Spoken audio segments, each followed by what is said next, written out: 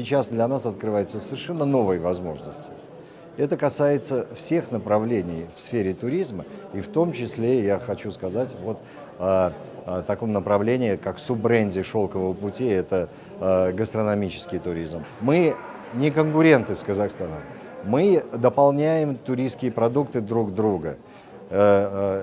Культура оседлых народов и культура номадов кочевых, и традиции питания. У нас одно гостеприимство, мы очень любим принимать гостей, но традиции питания и культуры, и обряды, связанные с едой, тот же самый Навруз, да, мы готовим два совершенно разных блюда, но они по сути на Навруз имеют общие корни. Но я хочу отметить, что не еда главное в гастрономическом туризме, на мой взгляд, а главная культура, отражение особенностей культурного вот этого наследия народов. И туризм должен это показывать, потому что часто мы начинаем разговор о гастрономическом туризме, в первую очередь почему-то вспоминаются, все говорят о ресторанах.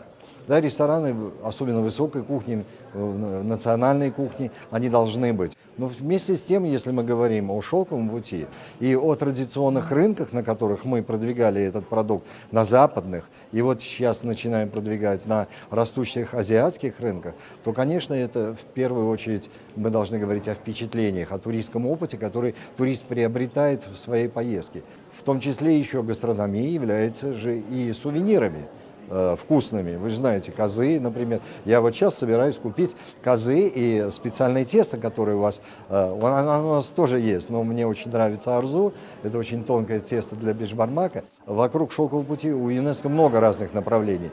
Гастрономия, кстати, очень важная часть. Есть оливковый путь, есть чайный путь, есть путь специй, путь виноградной лозы.